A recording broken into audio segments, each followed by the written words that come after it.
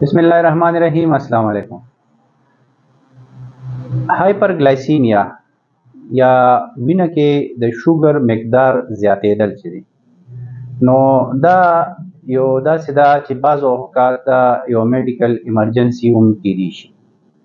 د هغې وجوهات اول وایو چې دا څه کیدی شي. یا خو دا ده چې د شوګر یو بیماري او هغه ډېر زیات خوراک وکړي، یا که څوک انسولین لګوي او هغه د خپل مقدار نه ډېر کم ولګوي یا ونه لګوي، یا خپل دوايانې چې دی نو بعضې ټایم کې ډېرې کمې کړي یا دوايانې بندې کړي، او یا هغه ته څه بل څه بیماري یا څه ذهني دباو وي پې، نو هغې سره د ده د شوګر مقدار کافي زیاتېدی شي.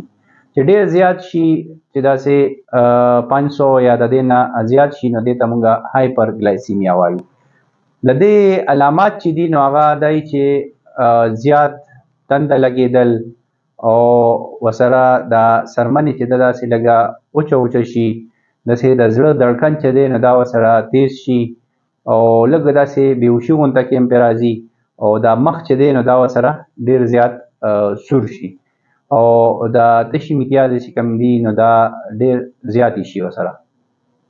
اوس دې کې څه پکار دي د شوګر بیمار له؟ یو خو دا ده چې اول شوګر ټیسټ زر هغه ځای کې اویلیبل وي، نو چې زر ټیسټ وکړي چې څونه دی، چې زیات دی که نه دی، او بیا ډاکټر سره زر رابطه وکړي، ځکه چې دا یو بعضې ټایم کې میډیکل ایمرجنسي هم کیدی شي.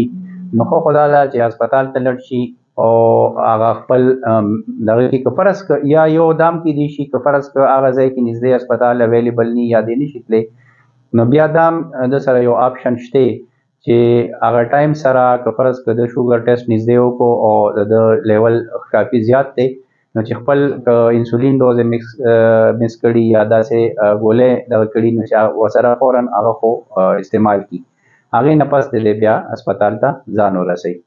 نو دا یو څو خبرې وې د وینه کې د شوګر لیول د سیوا کېدو په باره کې.